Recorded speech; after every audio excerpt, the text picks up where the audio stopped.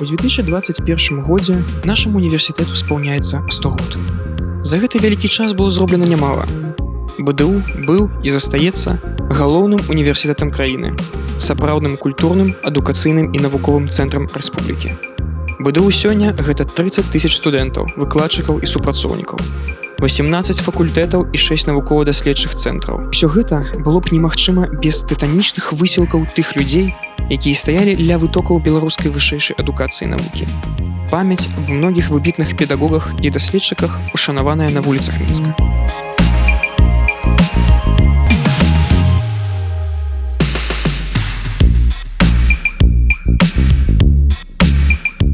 Мы пачнем свой расказ ад будынка па адрасе Чырвонаармейская 6. Цяпер тут віруе жыццё гістарычнага факультэта. І гэта вельмі сімвалічна, бо менавіта ў гэтых сценах пачалася гісторыя Альма-Матэр. У гэтых мурах размяшчаўся першы дом БДУ. Тут былі прачытаныя першыя лекцыі. Тут адчыніла свае дзверы універсітэцкая бібліятэка. І тут працаваў першы рэктар Уладзімір Іванович Пічэта. Ён нарадзіўся ў сербска-украінскай сям'і ў Палтаве, атрымаў выдатную адукацыю ў Маскоўскім універсітэце, быў спецыялістам па гісторыі ВКЛ, Расіі і іншых славянскіх народаў. У 1921 годзе ўрад БСР запрасіў яго ўзначаліць камісію па арганізацыі вышэйшай школы ў Беларусі. Ён з гэтай задачай справіўся. За некалькі год быў створаны сапраўдны класічны універсітэт, які стаў флагманам адукацыі ў краіне. Рэктар імкнуўся зрабіць БДУ цэнтрам нацыянальнага адраджэння Беларускай Рэспублікі. Аднак працы Пічэты не абмяжоўваюць выключна вырашэннем адміністрацыйных і арганізацыйных пытанняў. Ён чытаў лекцыі па гісторыі Беларусі, Расіі, Украіны. Ён апублікаваў шэраг бліскучых навуковых манаграфій, якія студэнты 20-х вывучалі замест падручнікаў. Ён быў дзейсным сябрам Інстытута беларускай культуры і ў ліку першых быў абраны акадэмікам Беларускай акадэміі навук. Руплівая праца на карысць беларускай дзяржавы была перарвана турэмным пераследам і зняволеннем. Пасля вызвалення Уладзімір Іванович ужо больш не вярнуўся ў Мінск, але цёплыя адносіны з універсітэцкай супольнасцю ён падтрымліваў да канца жыцця. Сёння універсітэт з удзячнасцю згадвае свайго першага рэктара. Штогод найлепшым даследчыкам у галіне сацыяльных і гуманітарных навук прысуджаецца прэмія імя Уладзіміра Івановича Пічэты.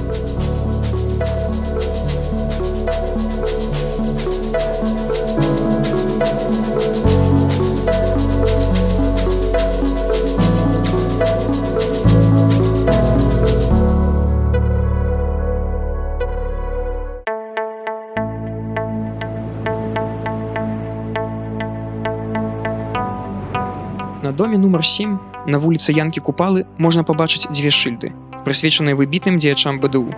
Адна з іх распавядае, што тут жыў адзін з заснавальнікаў беларускай школы фізычнай оптыкі, прафесар, акадэмік Антон Нечыпаравіч Сеўчанка. Ураджэнец Гомельшчыны ў 1931 годзе скончыў педагагічны факультэт БДУ. Пасля гэтага ён распачаў сваю навуковую кар'еру. Ён цікавіўся люмінесцэнцыяй арганічных і неарганічных рэчываў. Ён працаваў у буйнейшых цэнтрах Масквы і Ленінграда. А ў 1953 годзе ён вярнуўся ў Мінск, дзе ўзначаліў Інстытут фізікі і матэматыкі пры Акадэміі навук. Пасля ён працаваў у БДУ, дзе стварыў кафедру фізічнай оптыкі і ўзначаліў яе. У 1957 годзе Антон Нечыпаравіч быў прызначаны рэктарам нашага універсітэта. Гэтую пасаду ён займаў цэлых 15 год. Антон Нечыпаравіч паклаў шмат сіл і энергіі на ўзвядзенне галоўнага корпуса БДУ, студэнцкага інтэрната. У цэнтры яго ўвагі нязменна заставаўся і вучэбны працэс. Менавіта пры Сеўчанку Альма-Матэр стала адной з вядучых вышэйшых навучальных устаноў Савецкага Саюза. У 1967 годзе першы беларускі універсітэт быў узнагароджаны ордэнам працоўнага чырвонага сцяга. А ў 1971 годзе, дзякуючы намаганням рэктара, паўстаў новы універсітэцкі навуковы цэнтр, навукова-даследчы інстытут прыкладных фізычных праблем. Сёння гэты інстытут носіць імя свайго стваральніка і першага дырэктара. А ў 1993 годзе ва ўніверсітэце была заснаваная прэмія імя Сеўчанкі. Яна штогод уручаецца таленавітым даследчыкам у галіне прыродазнаўчых і тэхнічных навук.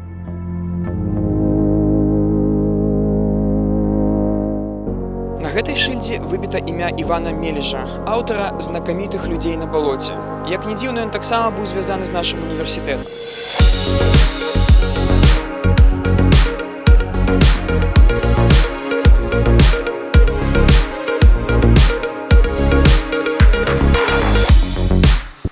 1943 годзе, калі БДУ знаходзіўся ў эвакуацыі на станцыі Сходня пад Масквой, Іван Меліч быў прыняты на другі курс філалагічнага факультэта. Спасцігаючы азы навукі, Іван Паўлавіч адначасова выкладаў ва ўніверсітэце вайсковую падрыхтоўку. Мелічу давялося быць яшчэ і загадчыкам кафедры фізычнай падрыхтоўкі. Ён уваходзіў у склад рэдкалегіі насценнай газеты і выконваў абавязкі сакратара універсітэцкай партыйнай арганізацыі. Ужо ў вызваленым Мінску ён атрымаў дыплом аб вышэйшай адукацыі. Як лепшаму студэнту Мелічу прапанавалі паступіць у аспірантуру.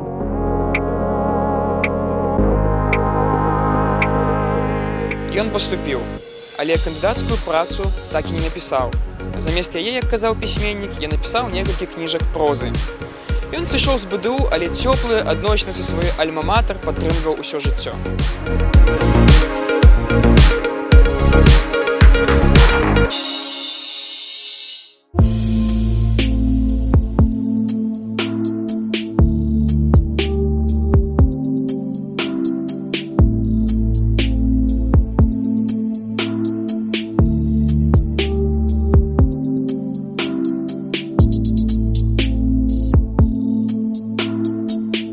Перад намі знакаміты дом па адрасе праспект Незалежнасці 28. Сярод шматлікіх мемарыяльных дошак у гонар дзяржаўных дзеячоў, кампазітараў, артыстаў ёсць і дошка, прысвечаная чалавеку, звязанаму з БДУ. Гэта Іван Анісімавіч Інсараў. Выхадзец з вёскі селішча Слуцкага ўезда, ён быў студэнтам аднаго з першых набораў на медыцынскі факультэт БДУ. За сваё доўгае і плёнае жыццё Іван Анісімавіч прайшоў няпросты шлях ад сельскага ўрача да міністра аховы здароўя БССР. Пад ягоным кіраўніцтвам развівалася сетка лякарняў у сельскай мясцовасці. Былі ліквідаваны малярыя, тыф і оспа. У 1967 годзе Інсараў пакінуў міністэрскае крэсла і стварыў кафедру грамадзянскай абароны ў БДУ. Гэта была першая ў краіне кафедра такога профілю. Яе супрацоўнікі рыхтавалі медычных сясцёр запаса. Па ўзоры гэтай кафедры пачалі стварацца аналагічныя падраздзяленні і па ўсёй рэспубліцы.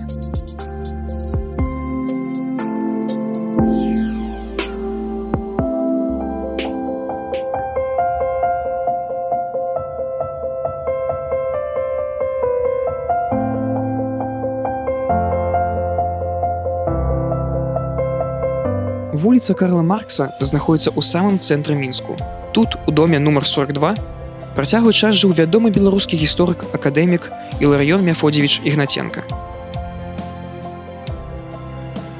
Пачатак яго жыццёвага шляха быў пакручастым.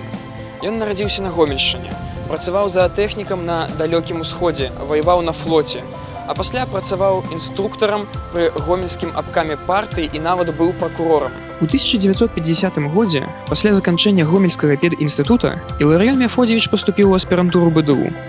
З таго часу яго лёс амаль 20 гадоў быў неразрыўна звязаны з нашым універсітэтам. Навуковец вывучаў падзеі лютаўскай, кастрычніцкай рэвалюцыі, грамадзянскай вайны на тэрыторыі Беларусі. Цікавілі яго і пытанні гісторыі будаўніцтва беларускай дзяржавы. Аднак у жыцці Іларыёна Мяфодзевіча навука і педагогіка цесна перапляталіся з высокімі партыйнымі і адміністратыўнымі пасадамі. У розныя гады ён узначальваў кафедру гісторыі СССР на гістарычным факультэце, падрыхтоўчы факультэт для замежных грамадзян, юрыдычны факультэт БДУ. У канцы 60-х гісторык перайшоў на працу ў інстытут гісторыі партыі пры ЦК КПБ, пазней акадэмічны інстытут гісторыі.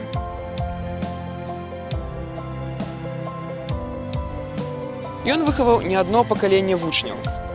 Аднак не толькі яны памятаюць яго. Памяць пра яго захоўваецца і сярод жыхароў нашай сталіцы, бо ў гонар яго названа вуліца ў Мінску.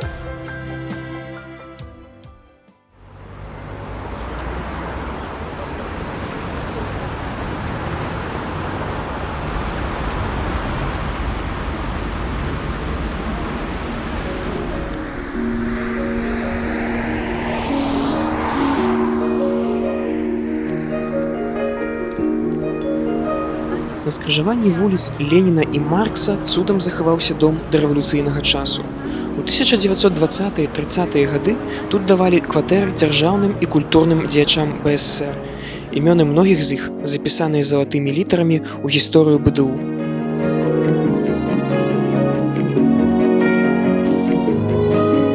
У гэтым доме жыў Александр Рыгорович Чарвякоў. У 20-е гады ён узначаліў заканадаўчую і выканаўчую ўладу маладой Беларускай рэспублікі. Займаючы такія пасады, ён аказваў вялікую падтрымку новастворанаму беларускаму дзяржаўнаму універсітэту. З самага пачатку універсітэцкага будаўніцтва Александр Рыгорович клапаціўся аб матэрыяльнай базе новага рассадніка вышэйшай адукацыі. Па яго распараджэнні БДУ ва ўмовах нястачы і масавага голаду ў Паволжы атрымаў з рэспубліканскага бюджэта цэлых 40 мільярдаў рублёў. Старшыня ўрада асабіста кантраляваў закупкі замежных навуковых і вучэбных выданняў і абсталявання. Адсочваў кадравыя перастаноўкі ва ўніверсітэце. Аднак унёсак Чарвякова ў справу фарміравання айчыннай вышэйшай школы не абмяжоўваўся выключна вырашэннем фінансавых праблем. Александр Григорьевич быў вялікім прыхільнікам беларусізацыі. Таму ён хацеў, каб новаствораны універсітэт быў беларускім па сваёй сутнасці. Ён казаў, што БДУ павінен стаць цэнтральным культурным ачагом для ўсёй этнічнай Беларусі. І гэтая ягоная мара спраўдзілася. Па суседству з Чарвяковым жыў выбітны гісторык, акадэмік Мікалай Міхайлавіч Нікольскі. Ён быў сынам знакамітага ўсходазнаўцы Міхаіла Нікольскага. Скончыў Маскоўскі універсітэт і быў вядомы яшчэ да рэвалюцыі працамі па гісторыі ўсходу і ранняга хрысціянства. У 1921 годзе Мікалай Міхайлавіч быў запрошаны ў Мінск і больш за 30 гадоў свайго жыцця аддаў працы на карысць БДУ. Нават няпоўны пералік яго пасад уражвае: дэкан педагагічнага факультэта, загадчык музея першабытнай культуры і рэлігіі, загадчык кафедры старажытнага свету. Універсітэцкі прафесар спрычыніўся і да арганізацыі акадэмічнай навукі. Ён стаў першым дырэктарам Інстытута гісторыі Акадэміі навук Беларусі. Мікалай Міхайлавіч напісаў некалькі дзясяткаў монаграфій. Менавіта яго перу належаў і першы ў Савецкім Саюзе школьны падручнік па гісторыі. Нікольскі быў сапраўдным навукоўцам. А яшчэ, што больш важна, Мікалай Міхайлавіч быў сапраўдным чалавекам. Ён заўжды абараняў сваіх вучняў, якія трапілі пад каток рэпрэсій. Калі Мінск быў акупаваны нацыстамі, ён адмовіўся супрацоўнічаць з акупантамі. Напрыканцы свайго жыцця ён сказаў сваім вучням: «Будьце прынцыповымі і навукова сумленнымі». І гэтая ягоная парада не губляе сваёй вартасці і цяпер.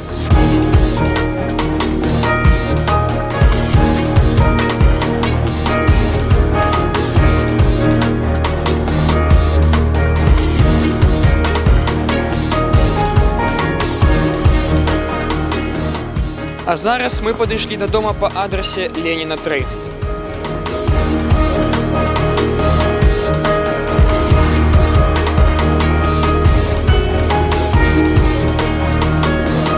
Тут жыў адзін з самых знакамітых беларускіх гісторыкаў 20-го стагоддзя Уладзімір Мікалаевіч Перцаў. Студэнтам ён слухаў лекцыі ў маскоўскім, венскім і берлінскіх універсітэтах. Акрамя гэтага ён працаваў настаўнікам, а пасля падзей 1917 года ён стаў выкладаць у вышэйшых навучальных установах былой расійскай імперыі.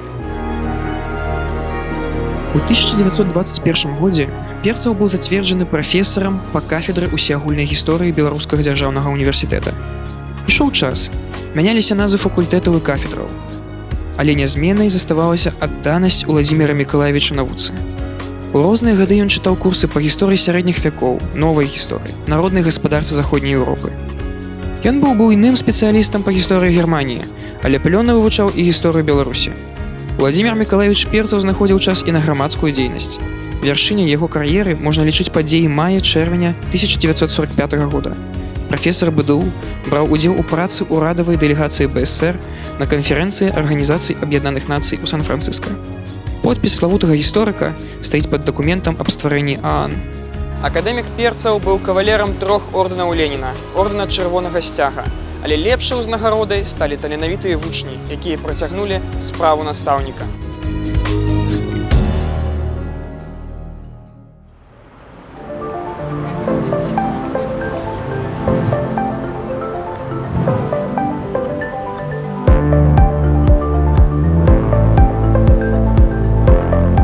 Адразу 3 мемарыяльныя дошкі знаходзяцца на будынку хімічнага факультэта БДУ.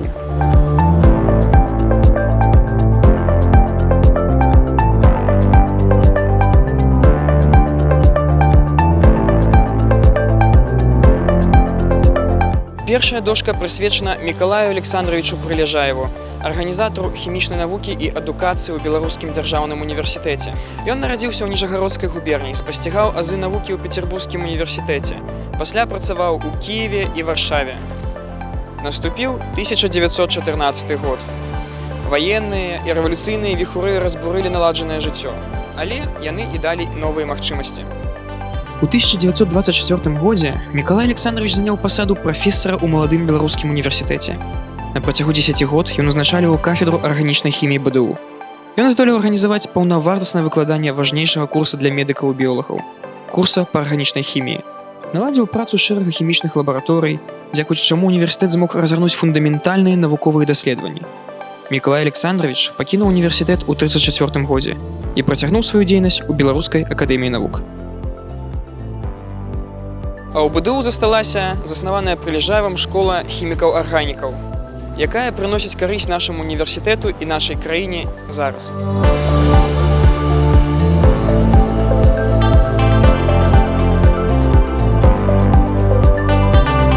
Другая шыльда узгадывае выбітнага беларускага навукоўцу хіміка другой паловы 20-го стагоддзя Вадзіма Васильевича Свірыдава. У 1947 годзе, калі яму было 16 год, ён паступіў на хімічны факультэт БДУ. Вадзім Васильевич працаваў у галіне хіміі цвёрдага цела, фотахіміі, неарганічнай хіміі. У 1965 годзе ён узначаліў кафедру неарганічнай хіміі і загадваў ёй на працягу амаль 40 год. Цяжка пераацаніць яго ўнёсак у справу арганізацыі вучэбнага працэсу ў вышэйшай школе. На працягу дзесяцігоддзяў ён выкладаў курс неарганічнай хіміі.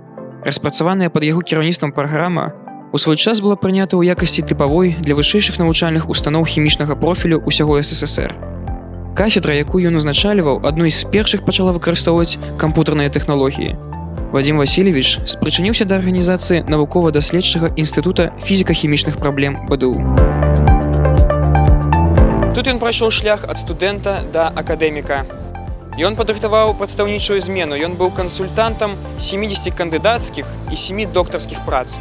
Ну і нарэшце трэцяя дошка, яна прысвечана Фёдору Мікалаевічу Капуцкаму. У 1949 годзе ён паступіў на хімічны факультэт, бо марыў стаць педагогам. Але так склалася, што ён пайшоў у аспірантуру і пачаў сваю навуковую і адміністрацыйную кар'еру. Загадчык кафедры фізычнай і калоіднай хіміі, дэкан хімічнага факультэта. Такі спецыяліст не застаўся незаўважаны вярхамі. І ў 1977 годзе Фёдор Мікалаевич быў прызначаны першым намеснікам міністра вышэйшай і сярэдняй спецыяльнай адукацыі БСР. Аднак нават займаючы высокія пасады ў міністэрстве, Капуцкі не губляў цесных сувязяў з БДУ. Ён садзейнічаў адкрыццю навукова-даследчага інстытута фізіка-хімічных праблем, не спыняў і сваіх навуковых даследаванняў. Нягледзячы на занятасць, працягваў і працу ў студэнцкіх аўдыторыях. Фёдор Мікалаевич карыстаўся вялікім аўтарытэтам ва ўніверсітэце. І не выпадае здзіўляцца, што калі адбыліся ў 1990 годзе першыя выбары рэктара БДУ, рэктарам стаў Фёдор Мікалаевич Капуцкі. Ён выконваў свае абавязкі да 1996 года. Гэта быў няпросты час для нашага універсітэта і нашай краіны. І тое, што універсітэт годна прайшоў праз гэтыя гады, ёсць нямалая заслуга яго рэктара.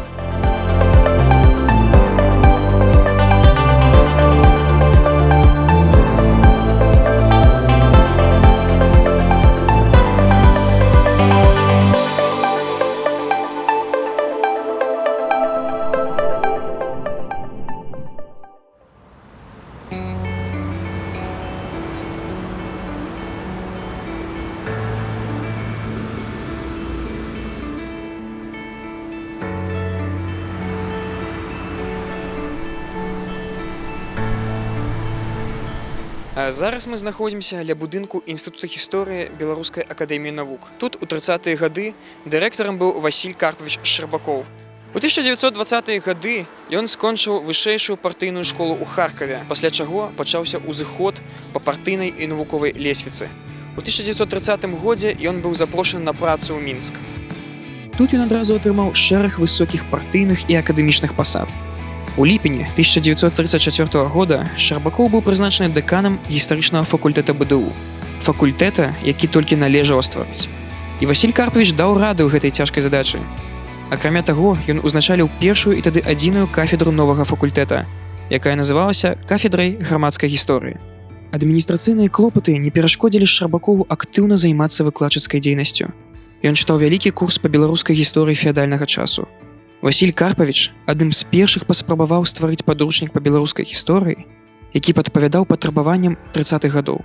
Яго нарыс гісторыі Беларусі прапаноўваў новую канцэпцыю беларускага мінулага. У 1937 годзе Шчарбакоў патрапіў пад жорны рэпрэсій, і толькі праз 2 дзесяцігоддзі яго імя вярнулася з небыцця. Як казаў Васіль Карпавіч, нам патрэбны добрыя кадры гісторыкаў. Гэты заклік не згубіў сваёй актуальнасці і зараз, бо хто не ведае свайго мінулага, той не мае будучыні.